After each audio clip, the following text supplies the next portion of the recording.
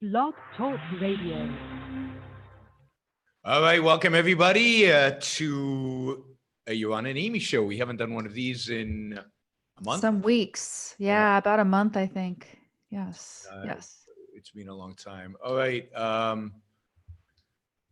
my God. Roy says that all of YouTube is dropping Patreon as a protest. Have you lost any, Yaron? I'm sure I've lost a few, but I'm going to provide alternatives. I've got at least two other services that we're working on launching me on in the next few days. So I'm hoping that by the end of the week, I will be able to announce two additional services. We'll keep Patreon, but we'll add these other services as well. Just as I'm going to have to ask you for that information too, because I'll have to get them to you as well. Yeah. But yes, because you never know. And also, they have not reinstated him, right? They have not reinstated Sargon. As far as I know, they're now reinstated Sargon. But I also, from what I hear through the grapevine, it's that Jordan Peterson is very upset. And of course, Jordan Peterson probably gets over $1 million over Patreon. So they get 5%. So they probably their whole revenue stream is basically Jordan Peterson and the rest of us. Right. And if he moves, that would be a huge hit to Patreon. So I'm hoping he really rattles the people at Patreon significantly. I wouldn't be surprised if he's the biggest thing on Patreon. But we'll see. So far, I haven't heard anything. I've just heard that Jordan is very upset and he's rallying the intellectual dark web, or at least the non-fringes of the intellectual dark web, because he didn't send me an email. He sent it to everybody in the real. So are you officially on the fringes? Is that how it works? That's how I consider myself. I'm like on the fringe of the fringe. I mean, Dave actually appointed me to the intellectual dark web. And when I did my session with Eric Weinstein, I asked him to officially, he didn't quite do it. So, I think fringe is good. I think I'm on the fringe of the intellectual dark web. Okay. So I'm on the fringe of the fringe, which is pretty awesome. Can I tell a story, which I hope will be. Oh, shit. I didn't update titles. All right. I mean, in the recording, we'll update the titles. I forgot to, and let me see if I can, I don't think it'll let me update it now. I don't think X-Post it'll let me update titles. Oh, you mean because you went into Zoom and had to restart it, and so then there's no updated title for what we're doing? No, I have to go into Restream and update titles, and I don't know that that'll show. I just updated the titles, but I don't know if it'll show on YouTube. So, if you refresh your YouTube screen, it changed. The title changed. I love technology. It's so cool when it works. When it doesn't, it's not so cool. But let me tell you my technology story then, okay? Because I've been gone for a few weeks and this happened since then. So on Thanksgiving weekend, I decided that I would look into my Ancestry because I'm planning a trip to Scotland and I heard that I was Scottish in some way. So I wanted to find out. And another thing that I had heard in my past was that supposedly maybe I was descended from Patrick Henry, which would have been really cool. Yeah. Wouldn't that be cool, right? Yes. But then, some time ago, I wasn't on like an ancestry service, but I had gone back through my mother's, kind of genealogy a little bit. And I found some Henry, some Daniel Henry or something. And I traced it back a little and it was like, it didn't go back to Patrick Henry. So I thought, oh, well, that's a dead, no problem, right? So then I'm on Ancestry and I start looking at my father's side. And it turns out if you go to my grandfather's mother, she was a Henry. Okay. And then you go back a little further to her father, and her father was this guy named Henry Henry. Henry. There's an original name. Well, actually, it's so, there was this whole thing on my Facebook about, who names their kid Henry. And right. I think his name was Flory Henry, but he preferred to be Henry than Flory Henry. So whatever. Anyway. Henry, very efficient. Yeah. So if you go on these Ancestry websites, they have all of these great tools and people add all of their information. And then like, if you trace back to some common ancestor, then you can go into their tree and then keep tracing back from there. Right. So you can share information with other people. So on this website, there's a picture of this Henry's gravestone. Yeah. and he died in Texas or whatever. And it says great grandson of Patrick Henry. Wow. And so this is my third great grandfather. So you can imagine I'm sitting here going, oh my gosh, I really am descended from Patrick Henry. I thought I traced that all out, but it was gone. I have Henrys on both sides of my family. Okay. So I think, okay, this is just too good to be true. Why haven't I really heard this before? I mean, my father sort of talked about it, but it's like, wouldn't he have traced it back and really solidified it if it was true, right? Yeah. So I look a bit further back, and this Henry, his dad was George Lafayette Henry, born in, I think, Virginia. Yeah, born in Virginia, died in Tennessee. So then supposedly he was, the grandson, I guess, of Patrick Henry through one of Patrick Henry's kids. Patrick Henry had 14 kids. Oh, wow. So a lot of people are related to Patrick Henry. Well, supposedly, right? So, 14, you think. Anyway, so this guy, I guess some people thought that he was Patrick Henry's son, but he wasn't. Some people thought that he was Patrick Henry's grandson through an elder John Henry. And it turns out you can't verify any of it. Yeah. And this was written in family Bibles. It's on this guy's gravestone in Texas, Henry. It's in applications for those organizations like the Daughters of the American Revolution. You missed out on being able to go to the Daughters of the American Revolution. Yeah, but so imagine, right? So I find the gravestone. I was like, wow, I'm descended from Patrick Henry. Then I look a little bit further back. No, actually, I'm not. The gravestone, I don't know who did the lying, but whatever it says on that gravestone is not true. So let me give you the upside of the story is. Okay. It doesn't matter. You're still Amy. Nothing's changed. You're still the person you are with the character that you have, and you're still my co-host on the show. Although you could have said, "I'm a descendant of Patrick Henry. Who's this Yaron?" No, but I mean, I figure Amy parentheses descendant of Patrick Henry Yaron show. So it doesn't matter. This is why I don't do family trees, because it would be kind of cool though. Line of rabbis. So my family tree is pretty scary. Long line of rabbis, probably 30 generations back. I actually had thought that I was descended from somebody who had done a version of a study Bible on one side, and it turns out, no, I dispelled that too. So I ended up saying, okay, well, I'm not related to Patrick Henry, which would have been pretty cool, but I'm also not descended from this study Bible guy. So that's cool. Yeah, I'm good. But I'm over 20% Scottish, which I didn't know. Wow. I can't escape my rabbis. Can't escape my rabbis.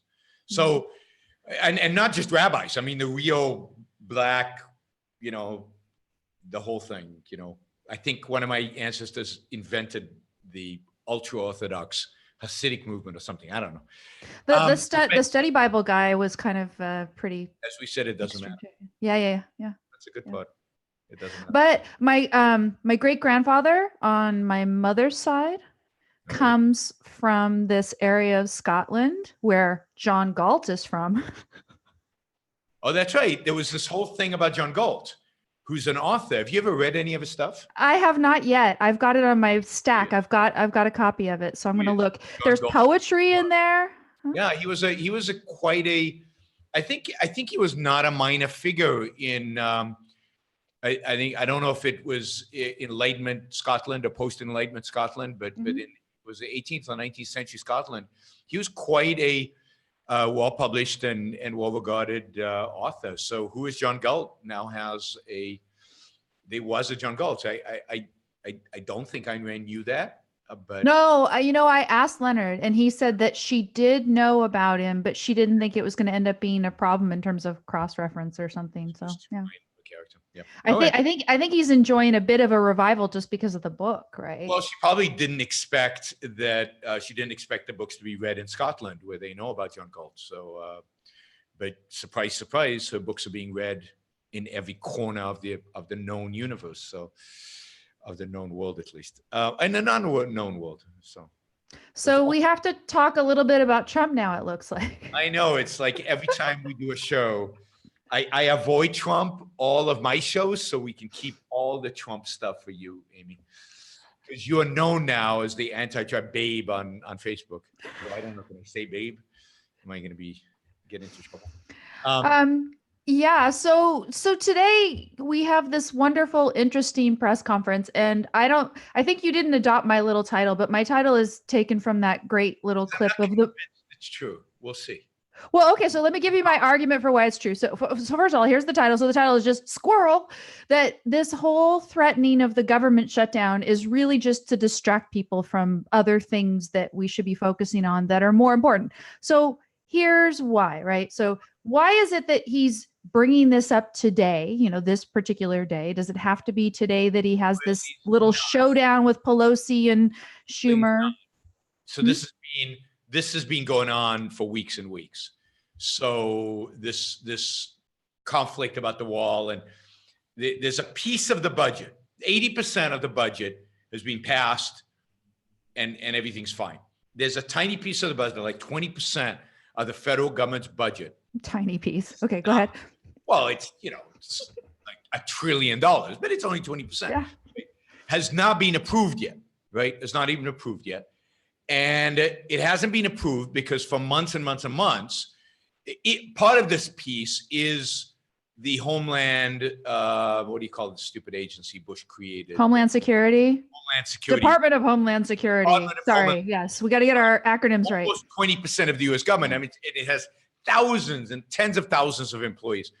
And the Department of Homeland Security, which Bush created by lumping in a bunch of agencies, creating this monster. This agency it basically wasn't funded because there's been this conflict about the wall. He has wanted the funding in the budget, and Democrats won't approve, and they can't pass the budget. They can't pass it without some Democrats supporting it in the Senate. And it's already passed. It's fine in the House. The Republicans can pass what they want in the House, but they can't in the Senate. So this has been going on and on and on and on. And Pelosi, post-election, the Democrats were postponing to kind of deal with him until after the election. They thought maybe they'd win the Senate and then they'd really have a lot of ammunition. So, and it was supposed to be discussed, a week ago.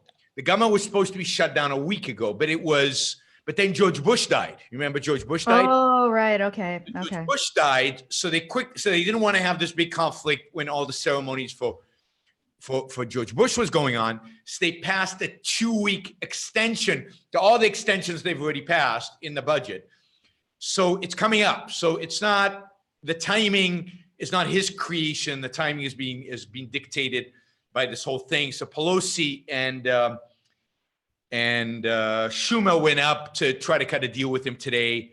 And I guess he decided to turn on the cameras, basically. He decided to invite the press into the negotiations, and which is kind of fun and interesting, and which I like actually, because it's open and visible. And Pelosi, of course, and Schumer didn't want it because they're traditional politicians. Well, she was ridiculous because she kept just denying the fact that he had to have 60 votes in the Senate. I mean, you can get it started, as if there's any point in getting something started in the House if you know it's not going to pass in the Senate at all. It's ridiculous. I mean, so you get to see some of the farce. But I mean, for me, when I think, is he doing this as a distraction? First of all, there's turning on the cameras, right?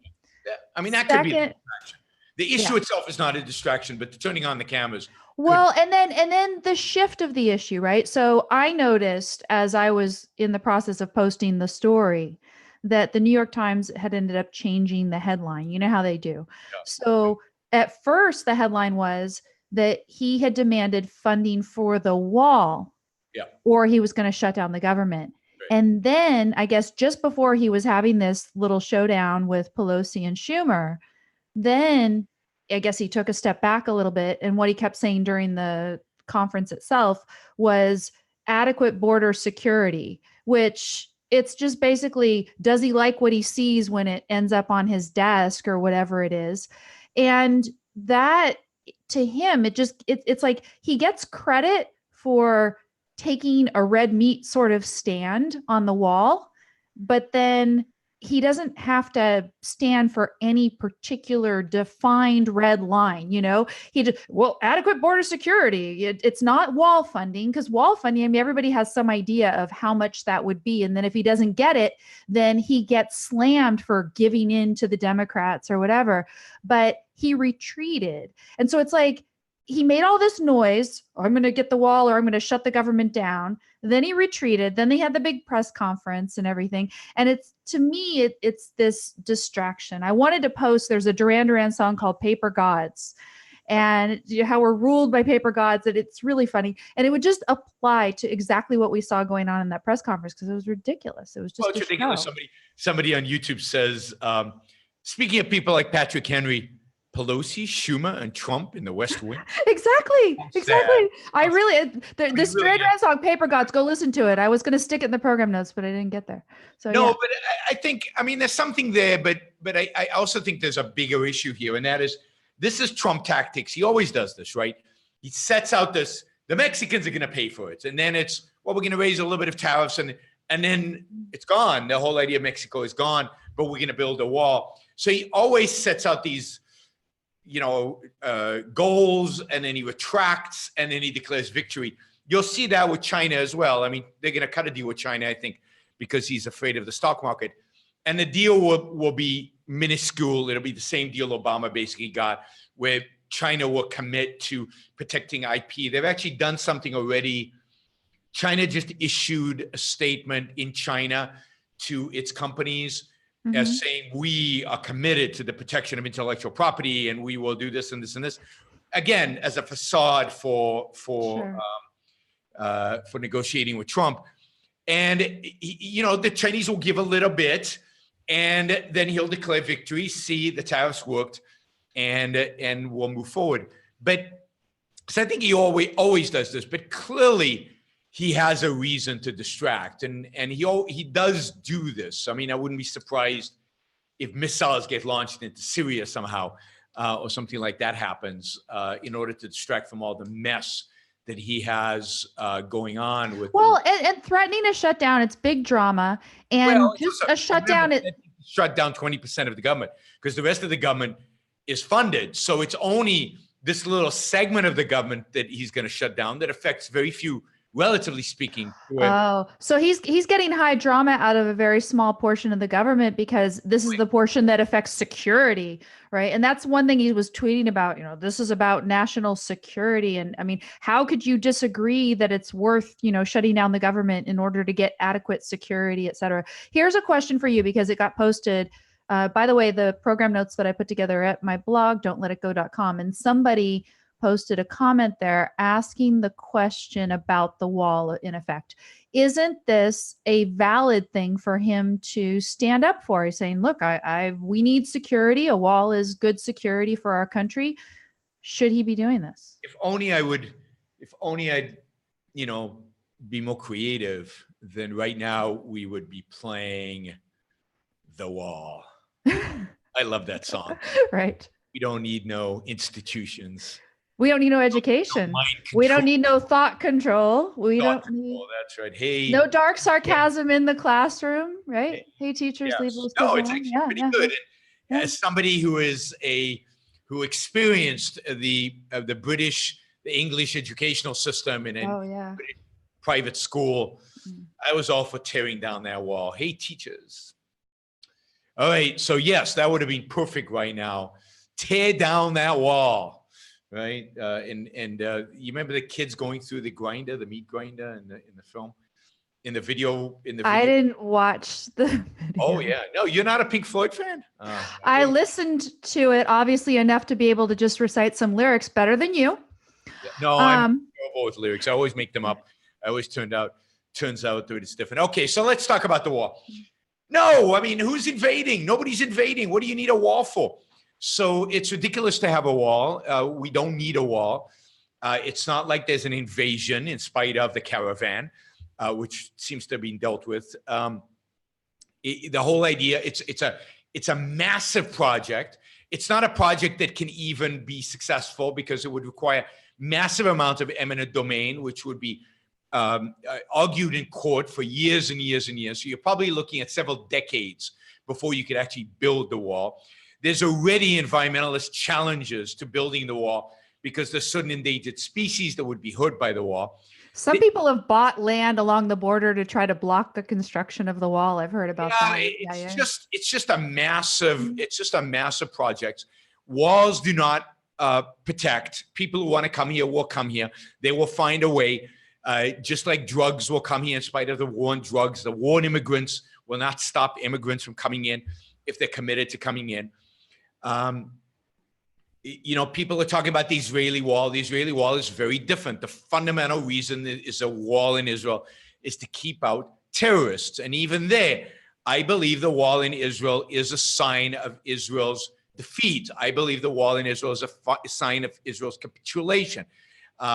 Israel should defeat terrorism, not build walls to protect itself from it. And indeed, even the terrorists have found ways around the wall, and they have, when the terrorists have wanted to commit terrorist acts within Israel, they have been successful.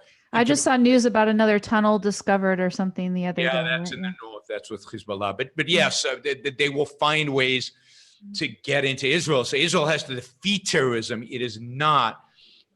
It's not an appropriate way to defend yourself from true threats.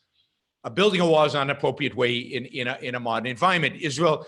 The Israeli wall, so people say Israel built a wall with the Sinai Desert because of illegal immigrants coming in from Africa. But it turns out that Israel procrastinated and didn't build that wall and didn't build the wall, and didn't, even though it had been approved by the cabinet, until there was a terrorist attack. Terrorists came in from the Sinai Desert and infiltrated into the Negev and committed a terrorist attack. And then Israel built this fence that separates Egypt from Israel. Israel is a unique country. It's a unique country because it is a country that is a constant state of war. The way you run a country in a constant state of war is very different than the way you run a country surrounded by friendly neighbors. It is a completely different mindset. It is a completely different way you think about immigration. You think about borders very differently. When you are in a, again, not occasional war, but in a constant state of war, than when you're in a peaceful environment. There is okay, let me play devil's advocate a little bit, right? Okay, so we're in the globalist era, and let's just say that it's a lot easier for your enemies to get over to your neck of the woods. So even if you're not geographically located right next to your enemies, it's nonetheless today a lot easier for your enemies to get themselves into the friendly country that's right next to you. How about that argument? So should we build a wall in Canada as well? Because they could cross the Canadian border. We've actually arrested people, terrorists, who've tried to cross the Canadian border into the United States. Muslims with bombs. They wanted to blow up the LA airport years and years ago, and that was came in from Canada. I don't know of anybody who's been arrested on the Mexican border trying to come in with bombs. So there is a threat, an Islamic threat. It's not that big. I mean, I've looked at the numbers for terrorists. They just arrested some dude in Ohio who was planning a hit on a synagogue. So yeah. Yes, but was that motivated by anti-Semitism? Was it motivated by Well, he says he was going to do it for ISIS. Yeah, but he's a white dude, and he's not a Muslim. Hard to tell anymore. Yeah.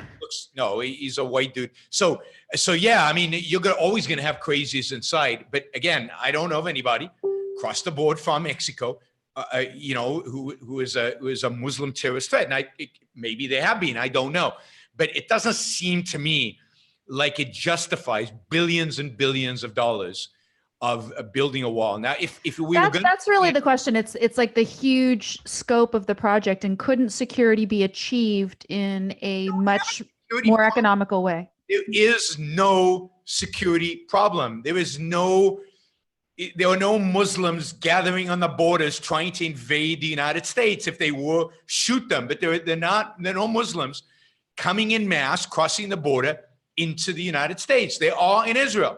Right? So Israel is different. Israel's surrounded by Islamic countries that hate it, with Muslims who want to kill it. They're on the border. There are no Muslims on the American borders. There are no Muslims trying to invade. Even Europe is in a different situation than the United States. You can imagine a wall in Europe because there's mass migration into Europe. There is no mass Muslim migration into the United States. No mass Muslim migration into the United States. I'm addressing the racists on my well, and then also last thing I checked, I mean, I don't know how it is this year, but I remember that within Trump's budget, he still kept funding for refugees. So he had this thing where he's keeping has no funding. choice. He has no Well, choice. but I mean, it's so silly. Keep funding for refugees and then try to, put something through that's going to stand up in the courts, keeping out certain groups of refugees and not others and everything else, and not, run into court challenges about that. But the law is such that he has to accept refugees. I mean, you have to change the law to stop accepting refugees. Well, but do you have to actually fund and actually subsidize refugees coming into our country? Why did he do that? I know he had some discretion over the budget. I know he cut it to a certain extent. It's like, why not you've got majority in the House and the Senate, just get rid of it entirely. And that's what they should do. They should eliminate refugees from the budget by law, but they haven't done that, and they're not willing to do that. So that's the status. But yes, I mean, the whole attitude towards immigration, people pretend that we're going to build a wall to protect us from Muslims, but they're not building a wall to protect them from Muslims. They're building a wall to protect them from Central Americans and from Mexicans who want to come here to work and to make a living for themselves. We can, so let's not pretend, right? If the issue is security, then how about going after the Saudis, right? And we'll talk about Saudi Arabia in a minute. How about going after the Iranians? How about actually going after Hezbollah training camps in Venezuela? How about going after Hezbollah training camps in other parts of Latin America? How about actually going after Muslim terrorists rather than building a wall around the United States, which is a joke? So there is no profiling, allow some profiling. No Islamic immigrant threat to the United States. And, it's insanity in my view to spend billions of dollars. Look, what are the real threats America faces today? The real threats are a crumbling healthcare system where we are really going to die because we are not going to get good treatment as we get older. Real threat to the United States is a debt, a government out of control, spending money like crazy, debt out of control. And this country is going to sink into a hole economically because of the debt that it has. We are overregulated. We are overtaxed. This country is in deep, deep trouble. Immigration is not a problem. Immigration is not an issue that should be on the top 10 issues that concern us. And the fact is that Republicans, and Trump in particular, have done zero or almost zero. They've done a little bit on regulation to deal with the real problems, and actually made some of the real problems, they made them worse. Yeah. And all they do is focus on one non-issue. If we want to deal with Muslims, I've written about the solution, how to deal with Islamic terrorism. I know how to deal with Islamic terrorism. But immigration, we don't have mass migration. We don't have millions of people on the border flowing in. We don't have Europe's problem. We have people from Latin America who'd like to come to work in America. I've offered a solution on how to do that legally and effectively to help the U.S. economy and to help them as well, and to not worry about the welfare state. Right. A wall is like the dumbest idea possible to do this. And again, just like in Israel, it is a sign of defeat. When you build a wall, you're acknowledging you can't handle defending yourself, and you can't project your own power onto your enemy so that they don't show up on your border, which is what we should do with the Muslim world. Right, right. So, especially given what you're saying there, especially also because you're informing me, I didn't realize that this showdown was over only 20% of the budget. They act like it was the whole thing when I was sitting there watching the conference and everything else. It seems to me like an attempt to distract from the real issues. So I was going to ask you, what is the state of these other real issues that I stuck here in the program notes? One of them, if you want to go there first, is this issue of the Senate potentially passing a resolution condemning the Saudi prince because of his involvement in the killing of Khashoggi, for example. What should be done about Saudi Arabia? Do you think that Trump is trying to distract us from that, for example? Well, I mean, I shouldn't read YouTube comments because they're trolling me. But you know, the solution to Saudi Arabia is what I've said since 9/11. The solution to Saudi Arabia is to declare them an enemy of the state of the United States, to stop selling them weapons. Donald Trump. I mean, all these people online who are trolling me are concerned about Muslims. They really are afraid about Muslims. Muslims are going to come to America and destroy our way of life.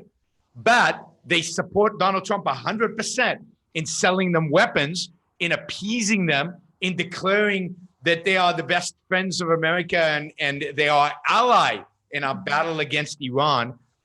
I mean, it is the hypocrisy of these people is mind-boggling. They hate all Muslims except the Saudis because Donald Trump today loves the Saudis. Who knows about tomorrow? So no, I mean, Saudi Arabia should be declared an enemy of the United States. That enemy should be taken care of in whatever way, diplomatically or militarily. Certainly not helping by selling them arms. Yeah, certainly not helping by selling them arms. By the way, if you want to ask me questions, there is a methodology for asking questions, which people know now, and that's called YouTube Super Chat. And I answer all YouTube Super Chats. And you can ask a question there. So instead of just throwing questions around, ask it in a way that guarantees an answer from me.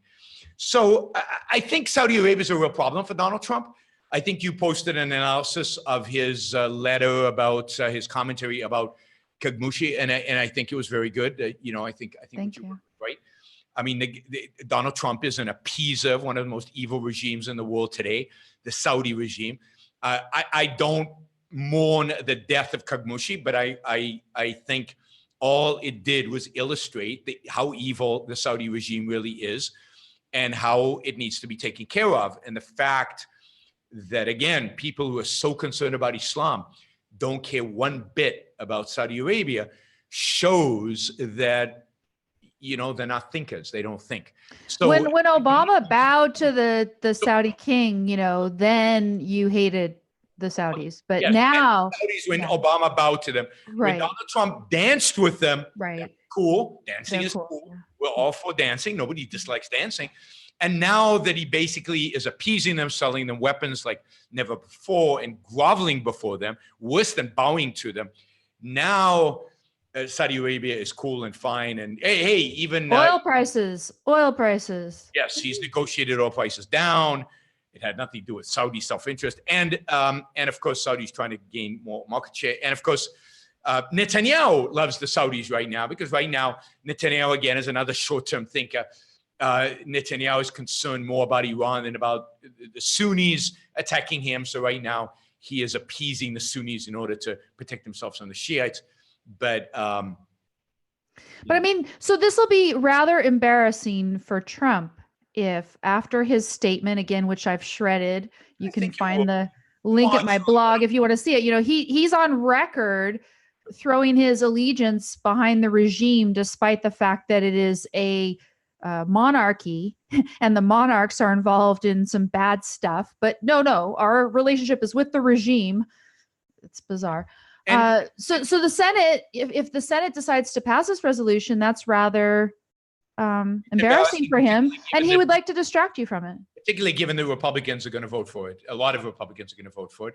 And they've already voted, as far as I understand, they've already voted on a resolution that says that the United States should stop supporting the Saudi war in Yemen, which again, I think is a pretty weak resolution, but stop supporting the war. And the Senate has passed that counter to what Donald Trump wants. My guess is he'll veto that. But it's been a long time. I'll give the Senate credit. It's been a long time since the U.S. House and Senate have stood up to a president on foreign policy. So it's nice to see the Senate actually do this. Now, I'm not sure this is the issue they should have gone all out on, but it's at least nice to see them reassert themselves into foreign policy, which is a role that the Senate has and the House has. Which would be the one that you would prefer? Which issue would you prefer? Well, I think they should have sanctioned Saudi Arabia generally, not just on the war in Yemen. I think the whole war in Yemen is, again, altruism. Some innocent civilians died, so they're all upset. But this is, again, Republicans. Rand Paul was a big supporter of this, and he made it a big deal about civilians dying. But I think instead they should have recognized the inherent evil in the Saudi regime. They should have recognized the fact that Saudi Arabia is an enemy of the United States, and they should have actually gone after Saudi Arabia as such rather than just taking out this Yemen, not supporting the Saudis in their attack on Yemen. So yeah, I mean, look, it's hard to tell with Donald Trump because a lot of what he does is theater. Mm-hmm. A lot of what he does is reality television, and it's hard to tell if it's distraction or if this is just part of the game and this is part of the show.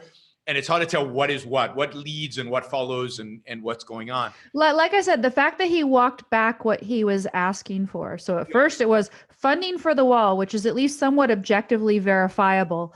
And then he goes back to this adequate border security, whatever that's going to mean, right? It's meaninless. And then he has this drama over something meaningless. To me, it smells of distraction. But he loves drama. He lives for drama. I mean, he played to his base by telling... At some point, he says during that exchange, he says, Nancy Pelosi or Schumer says something like, well, you'll be blamed for the shutdown. And he says, fine, let them blame me. I want to shut down the government. This is important stuff. And that is red meat for his base. That is so for him. Right-wing virtue signaling.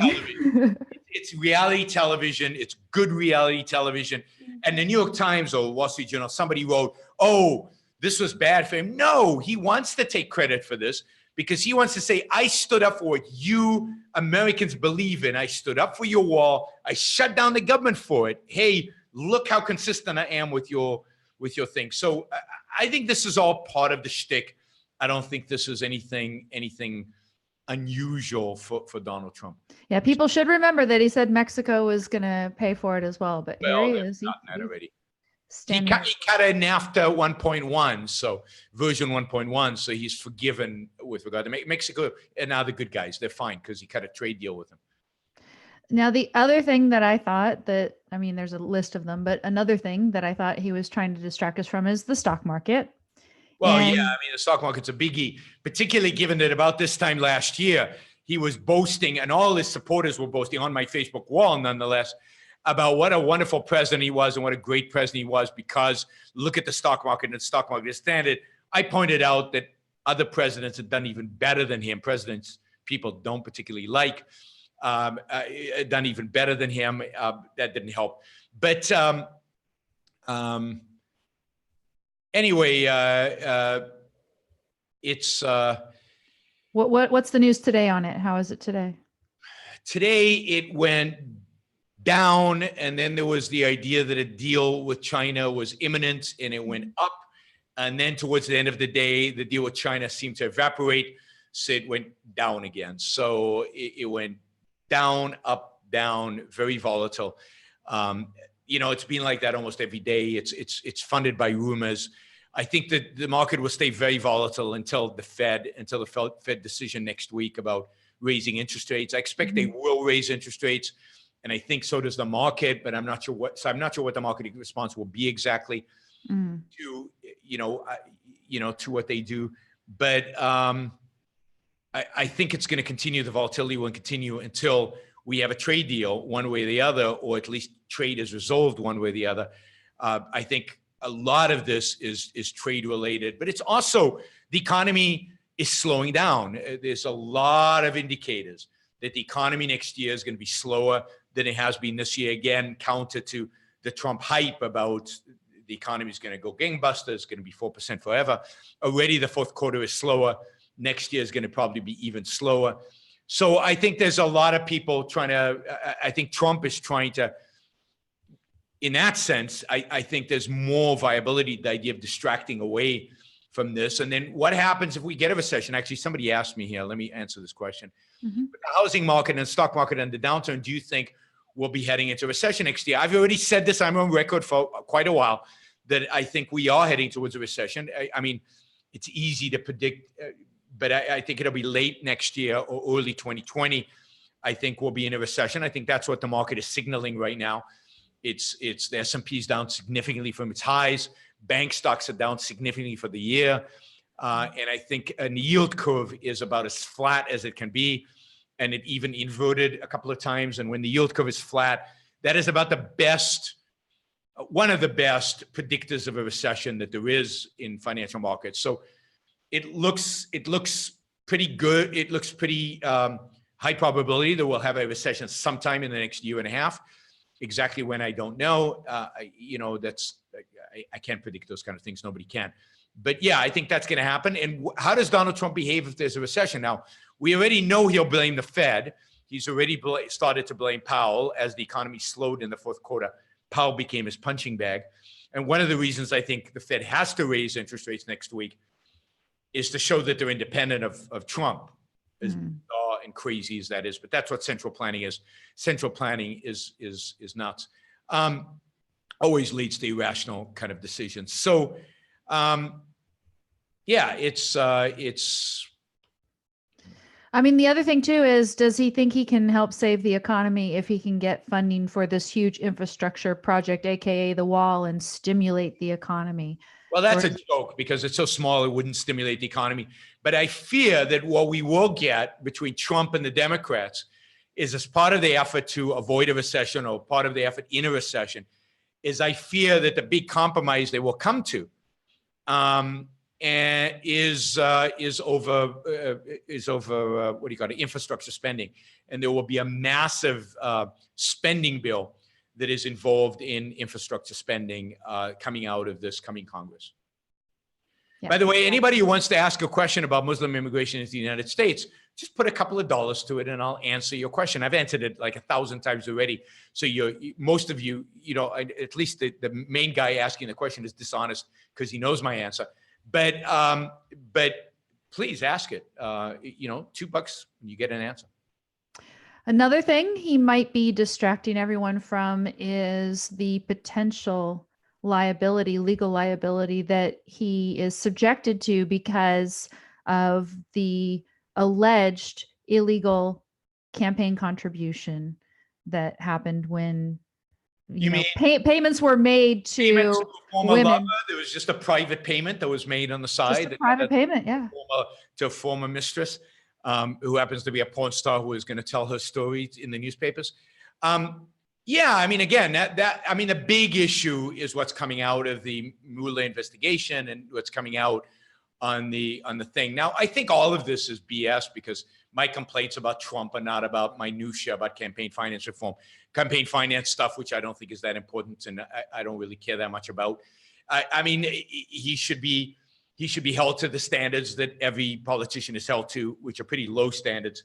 I think any politician who is thoroughly investigated would be found guilty of campaign finance kind of violations like these. He's probably worse than most just because he is what he is. But, yes, I mean, this is a real problem for him, and it's gonna be something he has to deal with constantly over the next 2 years. And the Democrats in the House are going to be investigating it, and they might impeach him. And the Senate won't impeach him, but the House will. And it's just going to be a mess. And I think, and it's really problematic for him, and he could face criminal liability because of the campaign finance laws. So I don't think that Russia stuff is that important. I don't think it's that there's enough there to make it interesting. Not yet anyway, right? Well, but maybe there will be enough to make it politically interesting, but I don't think there was. Did he try to get dirt from the Russians on Hillary Clinton? Probably. Am I super upset about that as compared to everything else Donald Trump does? No. I mean, it's like the impeaching Clinton over Monica. It's like of all the things Clinton did. But there were a lot of people who really thought that was important to do, and, presidential conduct and standards and whatever. And now when it's Trump, no, it's just. I don't think they, of course, if you're a Democrat, you want to impeach Trump. If you're a Republican, you want to impeach Clinton. That's just the way it goes. But in terms of, I don't think these are the important issues of the day. I don't think this is what we should be talking about. That's why I don't talk about the whole Russia thing. And I try not to talk about it on my shows because, yes. There's not enough there yet, really. There's really not enough. They were all not decent human beings as president. We probably haven't had a decent human being as president maybe since Eisenhower. And I hate Eisenhower. So, they are what they are as human beings. And what worries me about his ideas, what worries me, the wall is a much bigger issue than what he paid a porn star. The whole attitude towards immigrants, the whole attitudes towards China, the whole attitude towards trade, the whole attitudes towards zero-sum economics. Those are the issues that I think are important. And ultimately, his pragmatism, he's philosophically, the nature of his pragmatism, the lowness, how low his pragmatism is. Those are the issues that I think we have to deal with in terms of Trump. I mean, this other stuff is just not that interesting. No, but it will bother him, and he will want to distract people away from it. So I agree with that. Yeah. So there's a distraction. John Kelly stepping away. I mean, John Kelly strikes me as a decent general military type who tried to do the best job that he could. Even he couldn't get along with Trump.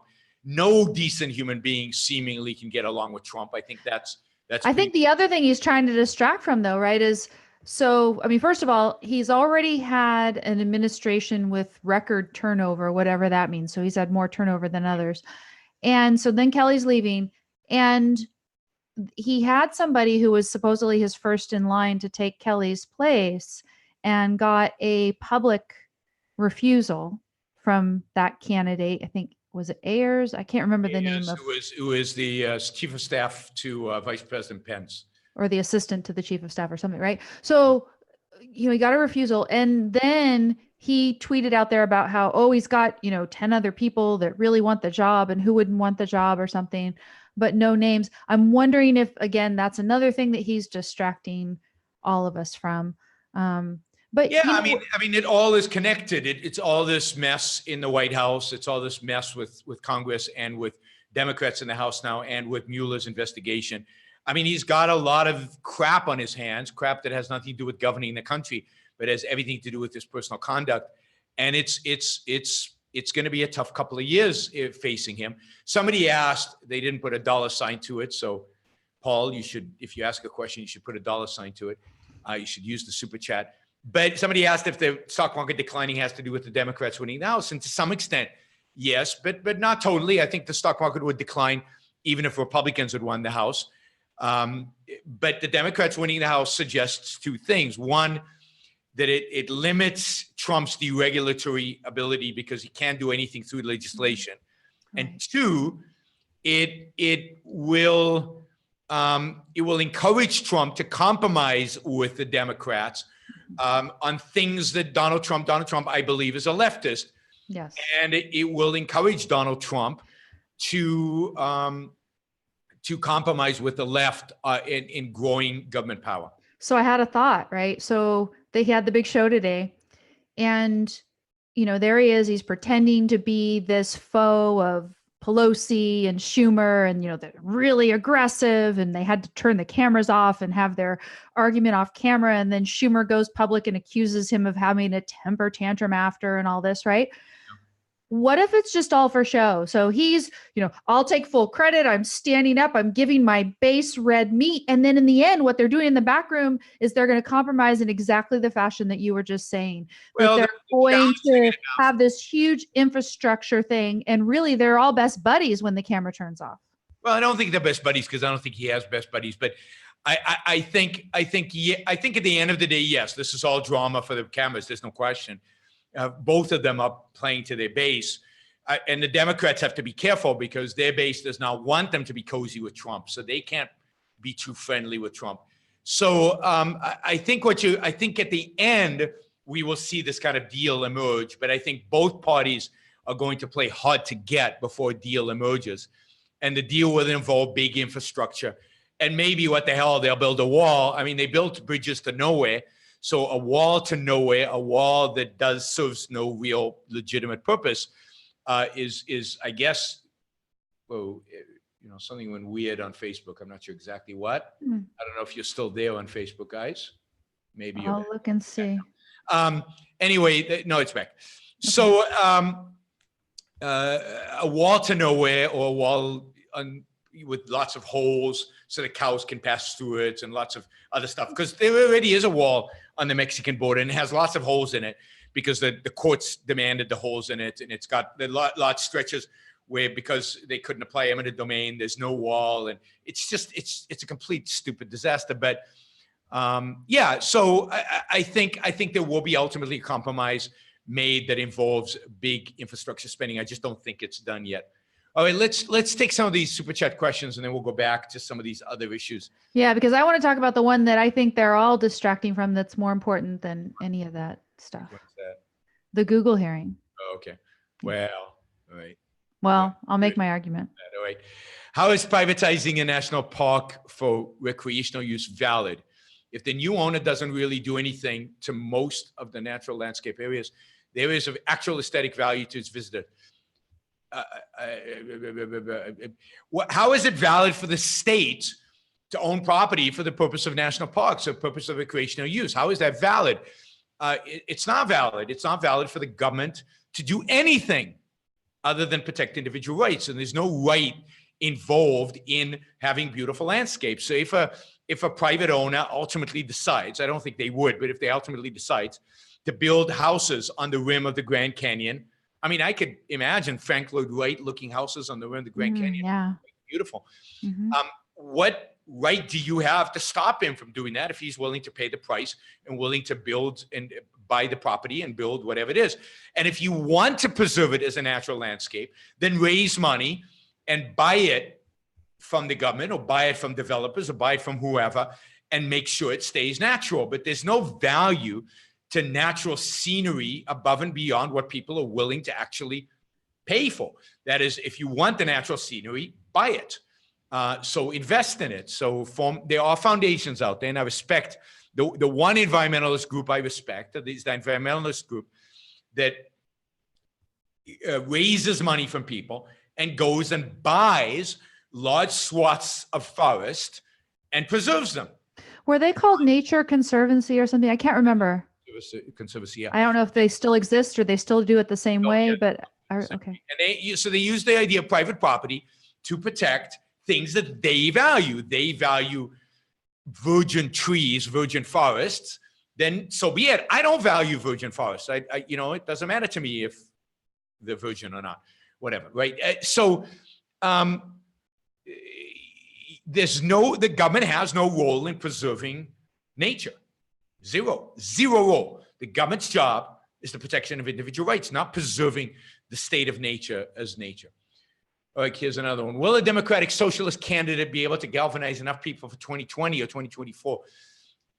I don't think so, unless they're facing Donald Trump. So I do think that a Bernie Sanders type candidate could get a lot of Donald Trump supporters. What about this Beto, whoever his name is in Texas? Yeah, Beto O'Rourke has proved that he can galvanize a lot of people in Texas, nonetheless. And then New York Times has been kind of floating him a little bit now. Well, he's obviously testing the waters for a presidential run. So I do think there is the potential for somebody to do that, particularly if they run against Donald. And then the question is, what do we do? What do people do if they face alternative Donald Trump versus a social democrat? And it's not clear how people would vote. I think turnout will be very low in an election like that. And I think the Democrat has a chance of winning. I think one of the long-term consequences of the Republicans having elected and whoever voted for Donald Trump having to elected Donald Trump as president, one of the long-term consequences is the rise of democratic socialism as a legitimate alternative, as a legitimate point of view in America, because I think that Donald Trump has legitimized a lot of their talking points on the right. So he has,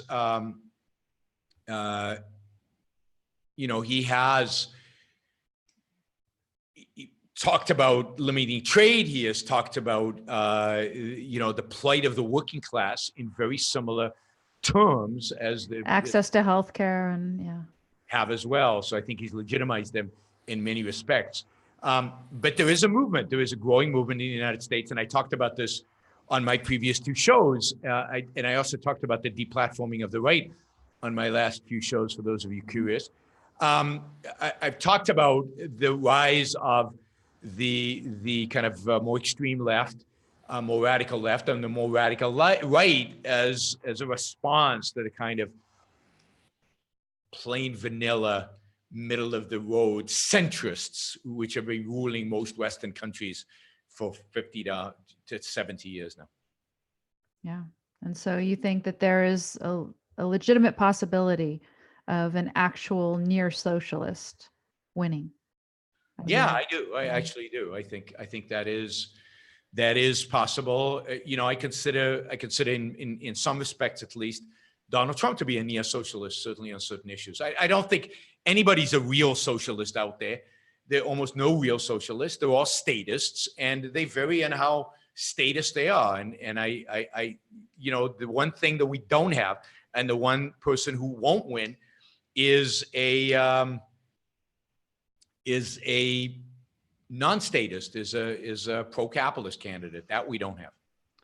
Which is very, very unfortunate. Do you have any more super chat questions, or can I go into Google a little bit here?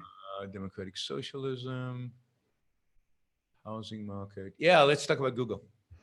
So the CEO of Google testified on Capitol Hill today, and this is just another installment in this continuing discussion. You could almost imagine pretty much anything that's going on out in the world, I can compare practically to, in politics, to either Atlas Shrugged or 1984 or both.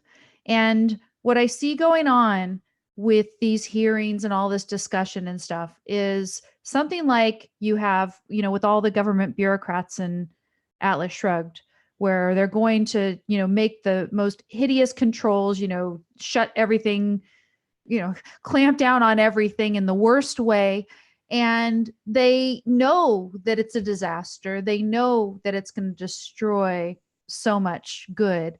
And yet they just keep nudging each other to be the one to say that, yeah, we're going to take control over it. So they're having all these endless discussions. They keep bringing these tech leaders in front of them in Congress, and all of the politicians grandstand. And as usual, the way that the New York Times describes it, you have the conservative Republican politicians complaining about so-called censorship, filtering, whatever you want to call it. That somehow, whatever it is, it's not censorship. So no, it's not censorship, although bias, or whatever, but it's not censorship. Yeah, it's curation, it's filtering, it's refusal to host on a platform. We can talk about it in various ways, right? But that's what the Republicans are complaining about. They think that Google is keeping certain content from showing up in our searches. And then the left wing, usually the Democrats, their concern is about privacy. So we've got the left and the right both complaining about the big bad corporation Google. And they're all just talking, this is horrible, something should be done is the implication. Oh, well, we wouldn't want to put regulations that are too crippling. You can just see the conversations, and what each statement that somebody makes.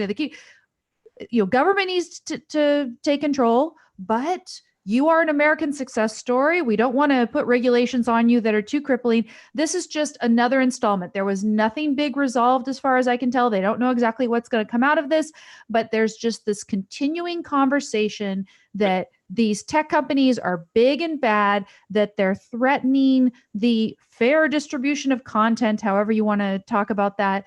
And that they are threats to our privacy. And in particular, the New York Times is very excited about the fact that Google tracks location data through the Android operating system that it has on the phones that people purchase. There's just been a big expose in the past few days about that. So yeah, so I think this is another issue in which we might see a big grand compromise between Republicans and Democrats. And it'll be horrible, a disaster. To regulate Google and Facebook and Twitter and who knows who else, Apple, and of course, Trump's favorite, Amazon. I'm not sure how they'll get Amazon in there, but I'm sure they'll find a way to get Amazon's got the Alexa and stuff. Yes, so there's Alexa's privacy. Yeah.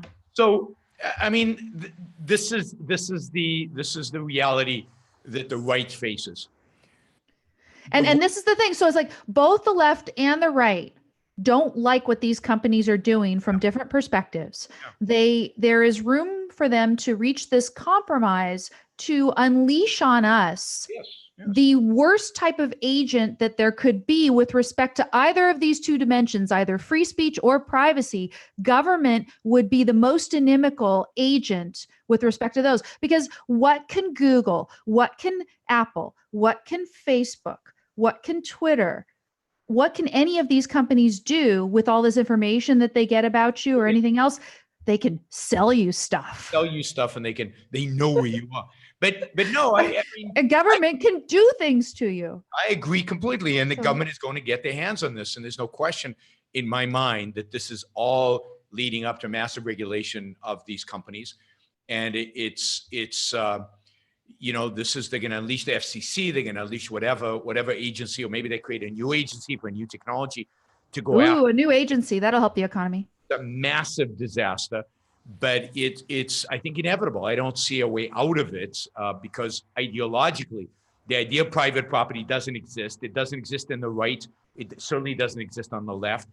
And the right, you can see, is uncomfortable with it. So they're saying, "Oh, you're a great success story." But remember also, Google is the one they really love, because Google, from day one, Google has shared the wealth. Google has lobbied, has distributed cash to both Democrats and Republicans.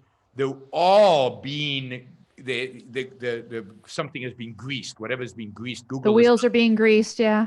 Greased. So Google has had the least amount of problems of any of these companies vis-a-vis politicians.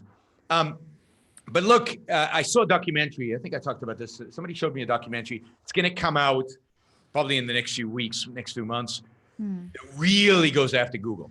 Google is biasing our results and biasing this. And look, the reality is Google does bias the results. Sure. I mean, they have to. Anybody who curates material biases by their values. The issue is, I think ultimately, is that they're going to have to make clear, or if they were forthcoming completely, they probably will never do this, because I think they'll be regulating then what those values are, how they curate, what the standards are, and let us judge whether we want to deal with them or not. Right. I think that's the right business decision for them to make. But it's not a business decision that can be forced on them. They can do whatever the hell they want. It's their property. Unless they commit fraud in some way, and then you go after them for fraud. Yeah, if it's fraud, but none of this is fraud, because they've got very clever lawyers who've written the contracts in ways that none of this is fraud. I disagree with some of what they do. In terms of the way they curate material. I disagree with some of what YouTube does. But on the other hand, I'm also incredibly thankful to them. I mean, imagine what the world would be like without YouTube. How would we be doing this video right now? Right. What would we be doing? And they not only can we broadcast this on YouTube, on Google in a sense, but they sell advertising on the show. They actually go out and monetize this for me. I don't have to go and buy ads. They do it for me. If they decide not to monetize my show, fine. It's their effort. They can exclude me from their effort, and I have I might object. I might think it's unfair, but they have a legal right to do that. Let me just add one thing. And I think this frustrates so many people. Mm-hmm. One of the things the right needs to figure out, well, it doesn't really need to figure out, because I'm not of the right, but one of the things the right should ask itself is, why is every CEO in Silicon Valley on the left? Why are the most productive? Why are all these engineers on the left? Why are all the people who work for Google and Facebook and Twitter and YouTube and Amazon and everywhere else seemingly on the left? Why are the left, all the smart, productive people? Why is the right stuck with, well, I don't know, not so smart people who don't become the greatest entrepreneurs of the 21st century and don't make billions of dollars? Why are they so few billionaires who are of the so-called non-left, right? Basically, yeah. Why are all technology people, or not all technology people, but a significant majority of technology people of the left? Maybe that says something about the right. Maybe that says something of who you are and what you represent. Maybe it's time to rethink your own identity and your own values. Maybe this is a sign that you have really lost. I mean, somebody says Yaron loves to generalize. All right. If they're not of the left, then why is there a problem? The reason there's a problem, the reason the right is being banned is because most of the people at Facebook are from the left. That's why an acquaintance of ours, somebody we know pretty well, wrote that memo about the Mhm. bias at Facebook and left. And Facebook is left, biased. yeah. Google is biased. I know it's biased. It's leftist. The universities are biased. The New York Times is biased. Most of the media is biased. Most of the professions that involve the mind, seemingly, at least at the technology level, Academia. are biased. Yeah. And I think that's something that people should really think about carefully. All right, the alt-righter is going to ask me a question. He just put $2 in, but it looks like he doesn't know quite how to use Super Chat, so he just put the money in without a question. The fact is that all these companies do tilt left. And that should worry people about the validity of the right's positions, because if all these really smart people tilt left, maybe there's a problem with the right. Now, the left is wrong. So them tilt to the left doesn't prove that the left is wrong, is right. But them tilt to the left does suggest there's something about the right that is bad. Freedom of thought, less reliance on faith, perhaps. Yeah, less reliance on faith, that don't believe in evolution, stuff like that you want to stay away from. Nationalism and the alt-right. I don't know what happened today, Amy, but maybe it's because you're on. But I haven't had the alt-right on my YouTube chat for a long, long time. And today they showed up in force. So maybe it's you, or maybe it could be the topic though as well, right? Because it was actually about Trump, and so they want to come and defend him. Could be that. Yeah. I don't know. Okay, I'm going to take this question, even though I hate to, because it's a shitty question, but because he put $2 in, I'm going to take it. Okay. If Charles Murray is right that ethnic groups, even Welsh and Irish, are different in innate intelligence, would that change your view? No, absolutely would not change my view. And ethnic groups, for all I care, all I know, do have differences in so-called innate intelligence, whatever component of intelligence that happens to be. But the differences between the groups far smaller than the differences between individuals. And what I care about is individuals. And I wouldn't ever base any immigration policy or any other policy on ethnicity, on IQ tests, on so-called innate intelligence. So I don't think any of that is relevant. That's it. You got one question because you only put $2 in. I think it's the same Steve Jackson. I don't even know. I assume that's him trying to ask a question, but whatever. It's the same spelling. So anyway, what were we talking about? We were talking about, Google. So look, Google's biased. Of course it's biased, but the nice thing is, for example, the Patreon thing. I talked about this yesterday or the day before about Patreon banning Sargon Akkad, who I know personally, who I've done events with, who I think is generally a good guy, even though I disagree with him on a bunch of things. I think what Patreon did by their own standards is wrong. I think it's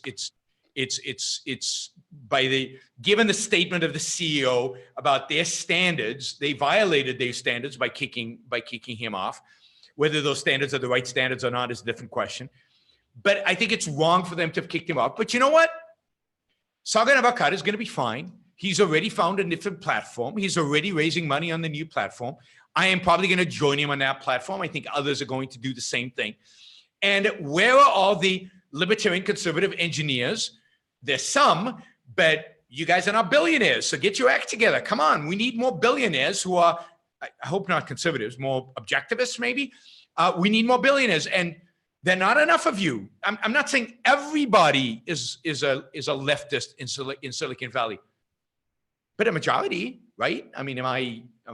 And there might be a lot of non-leftists that are sort of in the closet there and stuff too. Yeah, but it's still a minority. The fact is that it's a minority. Otherwise, it wouldn't be a problem. So I say it's a minority, and people say I'm generalizing and I'm saying everybody's a leftist. I never said that.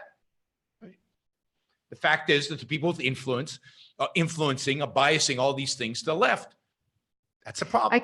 I keep at the top of my Twitter feed my little social media fantasy about the big red shrug button and stuff in hopes that it can have some influence, but I'm understanding that it's probably not going to.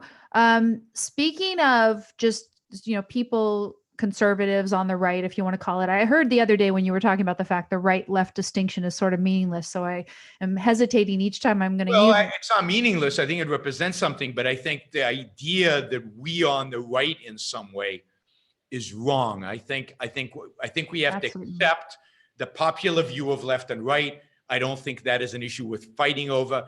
And in that sense, today, both left and right are statists. And in that sense, we are not part of that spectrum. The spectrum is individualism versus collectivism.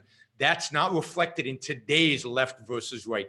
You can imagine a day where the left represented statism and the right represented individualism. Ayn Rand, I think, was striving towards that. Mm-hmm. But I've given up on fighting for a rational right. I want to scrap left, right, and I want to say we are different than anybody today who the world identify or who self-identifies as a rightist. That's what I want to do. None of the above. Sorry. Nobody above the individual. So that old title, you were supposed to laugh. So one example is this little, it ended up not being an exchange. I just answered Ben Shapiro the other day.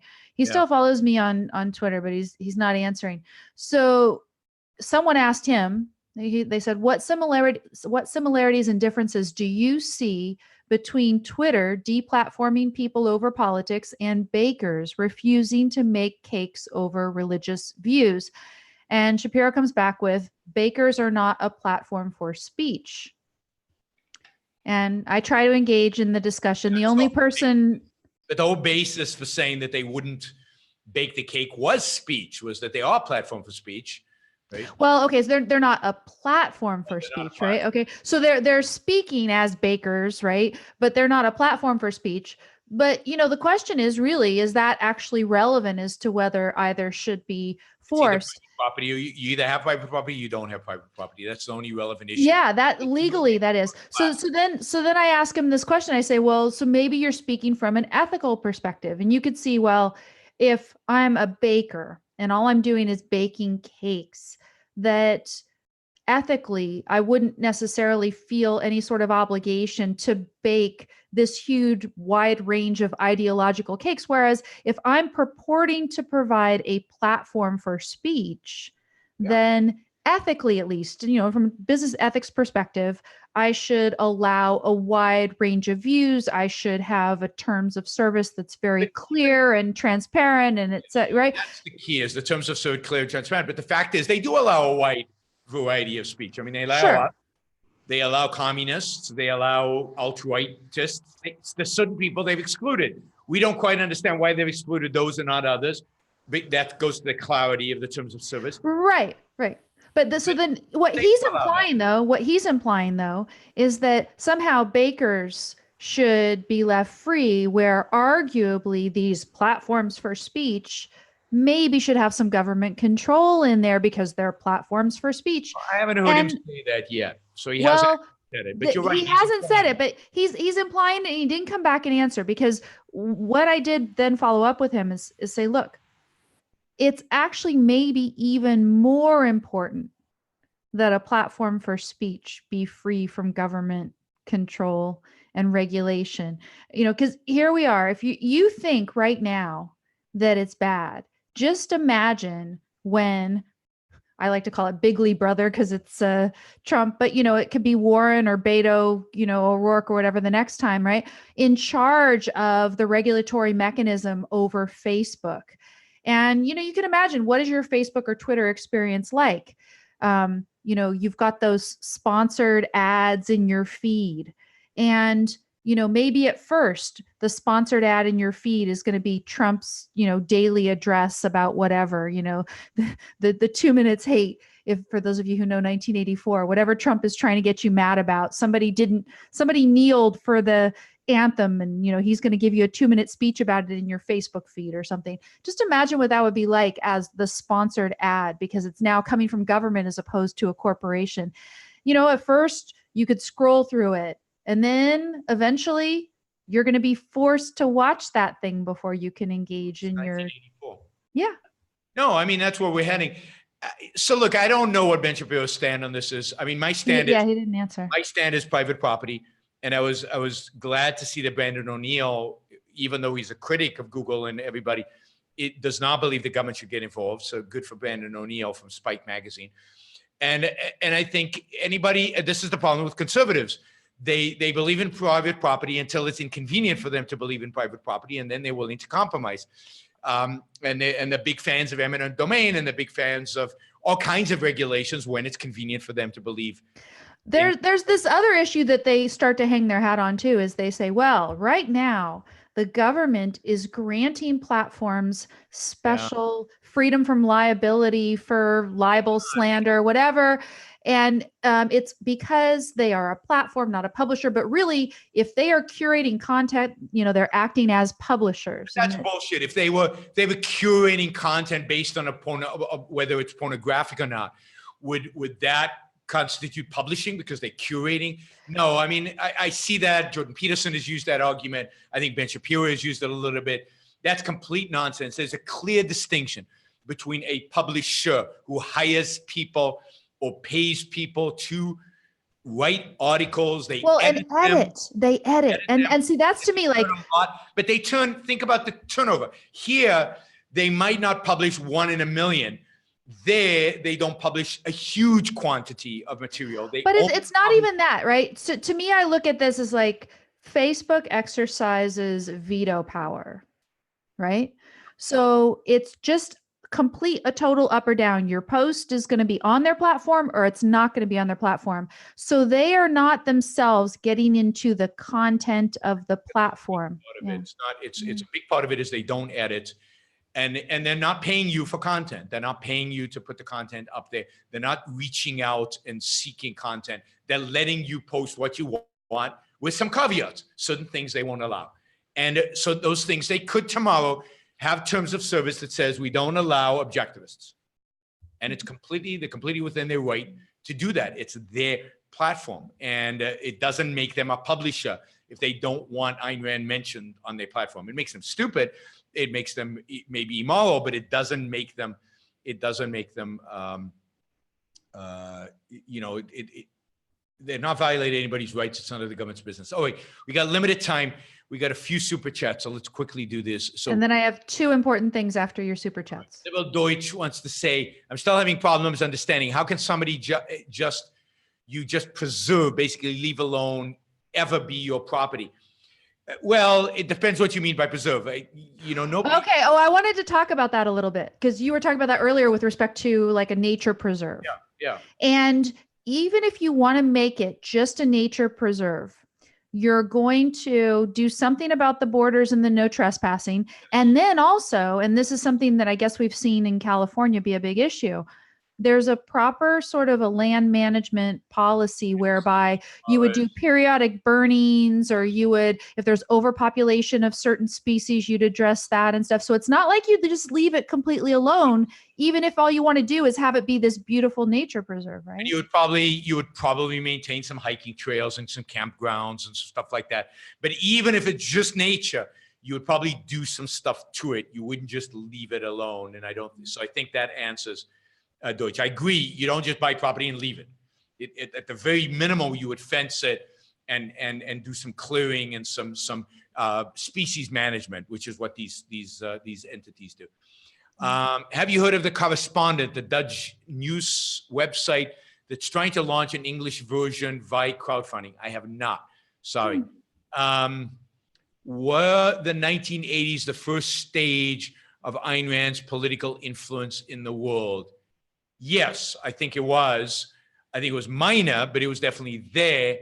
I think the whole attitude towards capitalism, the whole attitudes towards freedom, that was inspired by Ayn Rand. It wasn't, and it was the first little bit you saw. You saw that with Margaret Thatcher. You saw that with Reagan. Reagan clearly influenced by Rand.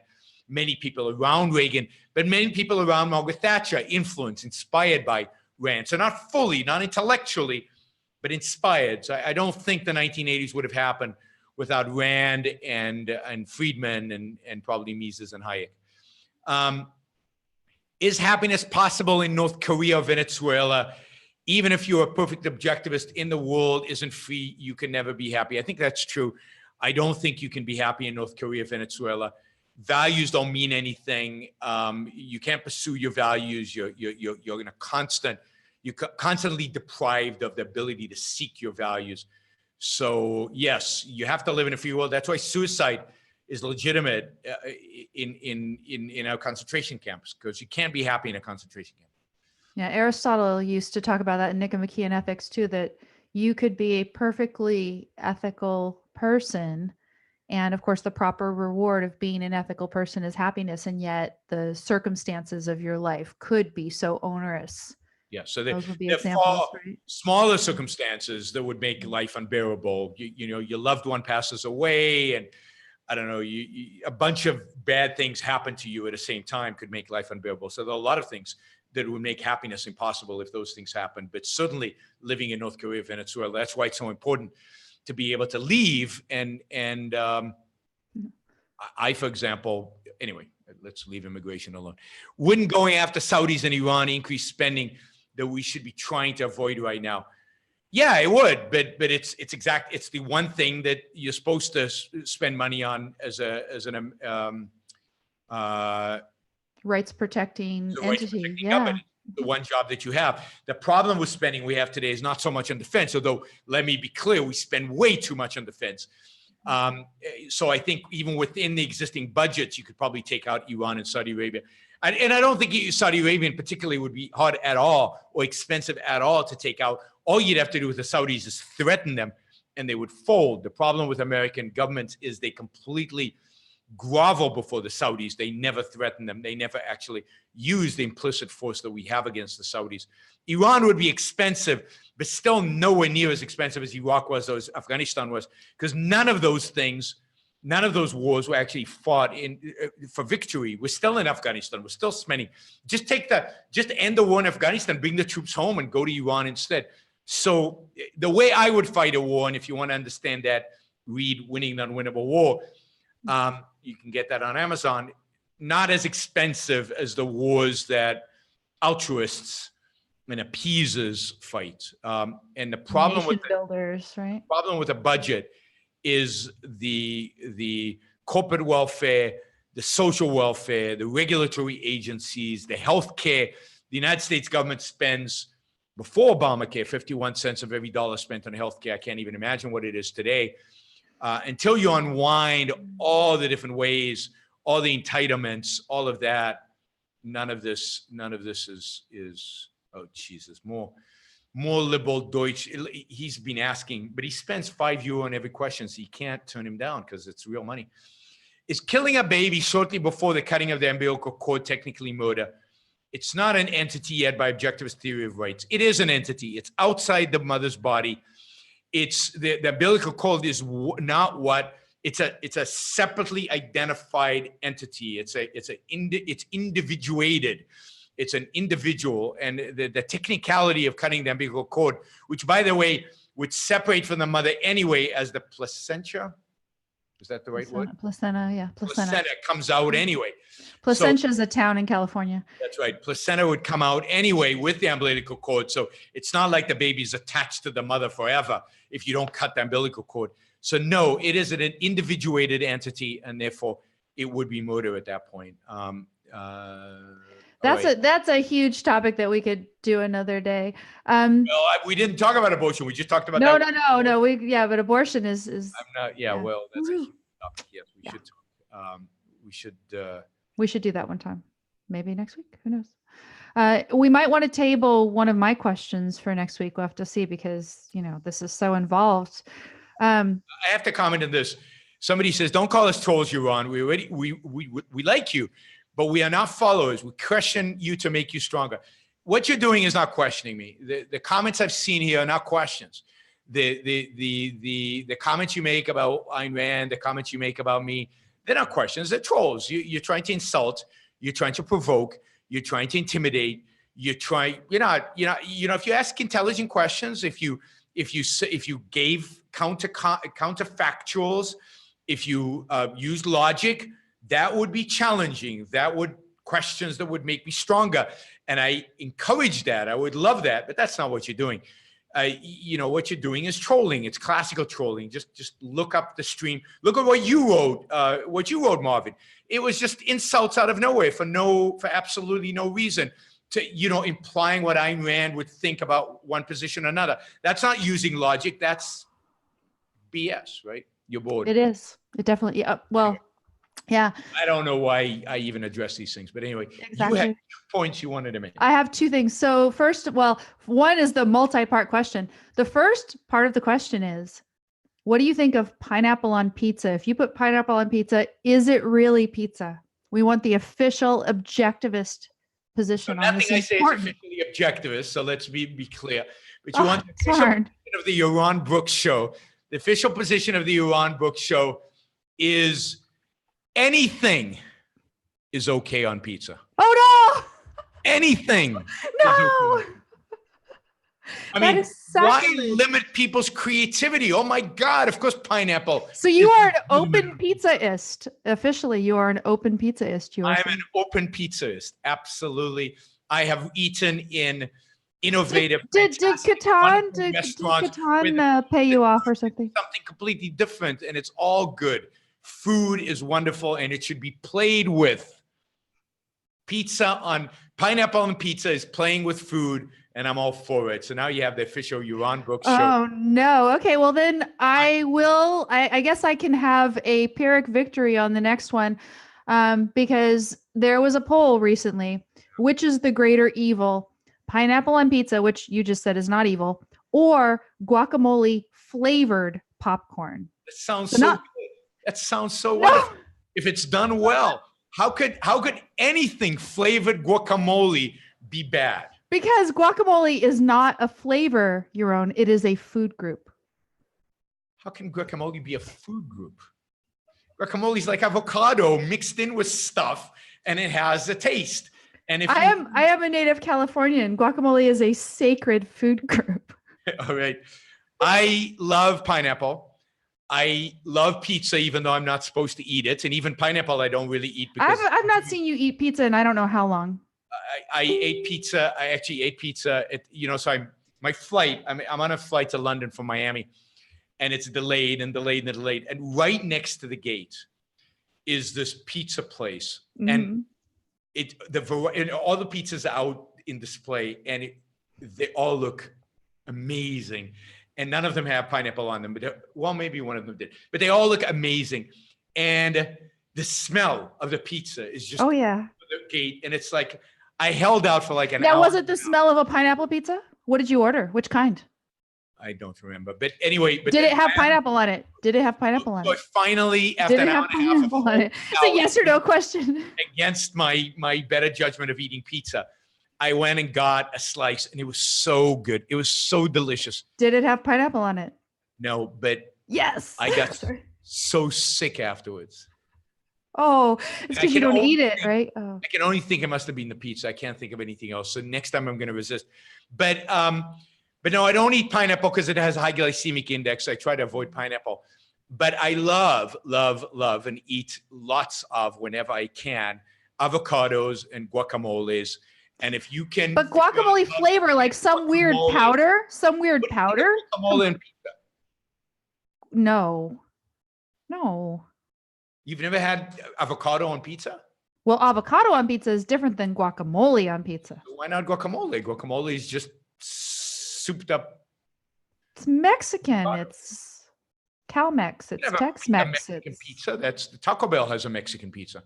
But okay, so I agree with Joe Sanders on this. I disagree with him on the use of the term censorship, but I agree with him on this. If you put those things on pizza, it is fruit on weird dough. Food or weird. Okay. Or no, weird fruit on dough. Sorry, I must be getting tired. Okay, so I have lost completely in getting you in this debate because I love weird food, and I'm a foodie, and bring on the weird food. I mean, and some things will taste disgusting, and that's okay. But experimentation and trying new things. What I hate is dogmatism, food dogmatism. So next time you come to my house, I'm going to serve you pineapple pizza. Oh, you said, that's your excuse. You're hiding behind the glycemic index thing. That's right. I've had Hawaiian pizza, and Hawaiian pizza is delicious. I mean, what could be better than ham and pineapple? Ham and pineapple. With tomato sauce Ham and something sweet always go together really, really well. on tomato I don't sauce. know why. Okay. We got 2 super chat questions. Am I asking too many questions? Better elsewhere? No, keep asking the questions. It's just sometimes it's a little distracting because we're on a path and then I get pushed to that. But no, I love your questions. They're good questions. Ask away. I complain. I'll say something a little ethnocentric or racist. I'm Jewish. I complain. When I get super chat eventually, please come to my channel, ask questions. That's right. So I love the questions and I love the fact you're willing to put your dollars or your euros where your mouth is. And your questions are always good and respectful. And I'm happy to ask them. And please don't pay attention too much to my complaining because I just complain. That's what I do. What are your thoughts on avocado on pizza? I just said I'm all for it. I have no problem with avocado. Do you regard Miami as a trashy city? Why Miami? I wouldn't have thought of Miami as a trashy city. No, I like Miami. It's a little like LA, a little superficial, a little too glitzy, too much, too much emphasis on, of the people there on how they look and stuff. But Miami's kind of cool. I actually like Miami. It's got all those, like the waters everywhere and you got homes on the water and beautiful, beautiful homes. I mean, humid probably though, right? But I guess you've got humidity there in Puerto Rico. I've got humidity now. I can't complain about humidity anymore. I complain about it, but I live with it. So, the thing the day before yesterday, really, my wife and I discovered, Revital and I discovered the worst thing about Puerto Rico. We went out in the afternoon. We wanted to go out and walk around. We went to some beaches and to some places that sell like street food on the beach in this beautiful beaches. Food was good, really amazing. And we were out there and hanging out. And then yesterday, really today, so it took 2 days, we discovered that some creature had bitten us. Ooh. It must have been I don't think it was mosquitoes. I don't think there's mosquitoes, but like we are so suffering from whatever it is that is bitten. Like a sand mite or something. Yeah, like a sand mite must have done it on the beach there. And so we're suffering. So that's the worst thing about Puerto Rico is whatever it is that bit us. We're going to ask a native Puerto Rican tomorrow what they think it is. But I've got like 15 bites on me. Cal has the same, and it's painful. But we're getting used to the humidity. It's not that bad. I don't consider Miami a trashy city at all. I even will say I kind of like parts of Miami. I haven't been there forever. And the only reason that I ever went there was to try to keep Elian Gonzalez here. You were there for that was the one and only time I went there. Well, I went there twice actually, but it was in that short time period when I was working. Ron is going to become Spider-Man. That's right. It was the wrong tick. Yes, they're very itchy and they burn. Ugh, they're horrible. Anyway, we didn't go in the water, so it must be from the sand or something flying around or whatever it is. In California, I used to get bitten by spiders a lot. But so, choose your poison. I prefer spiders. I've never disliked spiders. Anyway, was there another point you were going to make? No, there's just one other thing I wanted to talk about, which is at the very end of the program notes. Go to my blog, don'tletitgo.com. I have this really cute Christmas video. Have you seen this one yet, Yaron? No. Gwen Stefani. Okay, by the way, I'm wearing my Gwen Stefani designed shirt. It's vintage because it's lamb. Let me see if I stand up if people can see. Okay, we got the L, A, and then MB around the side. I'm not going to turn. But yeah, so this is my Gwen Stefani shirt. Do you want me to put it on the screen and play it? Oh, go for it if you want to. It is so cute. Let me see if I can do this. So people who don't know, Gwen Stefani was the lead singer of No Doubt, and then she did solo this Love Angel Music Baby Lamb, and she had this clothing line that went along with it. And now she is in a relationship with a country singer. Oh, okay. And so they did this song together. And yeah, if you can put it up. Are you able to put it up? Why can't I share my screen? because I'm on with you? Does that make it that way? You should be able to. I was gonna say I could disconnect and then you can share it or something. No, like I that. should be able to share it with you on. That shouldn't actually stop me from sharing. I'll be patient if you Because haven't I'm seen it streaming. yet. Maybe because of streaming, I can't share it here. But which is a little weird. It should allow. You should, yeah, you But should be anyway, I able can't to. do it. Sorry, guys. But where can they find it? Tell them where they can find it. So they can find it at the bottom of the program notes on my blog, don'tletitgo.com. Or if you are at YouTube and you just Google, or not Google, sorry. Google is the generic term for search now, like Kleenex for tissues or something, right? But if you search on YouTube, which is owned by Google anyway, so they don't mind, Gwen Stefani, Gwen, last name Stefani, Stefani. Yeah. You'll find her. And it's adorable. It's so go watch that immediately now. And if you're not in the Christmas mood yet, you will be. It's always good to have something positive to end the show on. So. And Yaron, you go watch it right after. I'll definitely right now, and then let me know. We're on again next week. Yes. Right? Next Tuesday. Yes. Cool. Wow. 2 in a row. That hasn't happened in a long time. In a long time. Do you like anchovies on pizza? No. See, so, but is it like irreligious, like pineapple? No, I mean, it's, so for me, I am not an open pizzaist. And so just like with objectivism, I will give deference to the creators of the entity of pizza, which are the Italians. And so as I understand it, traditionally pizza would have as toppings only things that are from that geographic region, which would not include pineapple. Anchovies come from the Mediterranean. That's okay. Right. So if they put peaches on pizza, that would be okay because they have peaches in Italy. Do they have peaches in Italy? Of course, peaches are big in Italy. Oh God, I'll have to consult the experts on that. Now it's like this is like you having to consult Greg Salieri on certain points of objectivism. I'm going to have to consult the experts, Luca and Benjamin, about this. Pizza was invented in New York City by Italian Americans. Anyway, the modern pizza.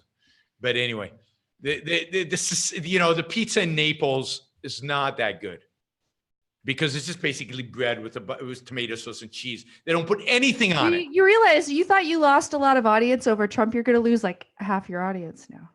Well, what the hell? I'll get another half. The pizza-loving food experimenters. We're losing our audience anyway because nobody really cares about our position on pizza. All right. Thanks, Amy. Have a great week. Oh, don't forget, guys, that if you like these shows, please support us on Patreon for now.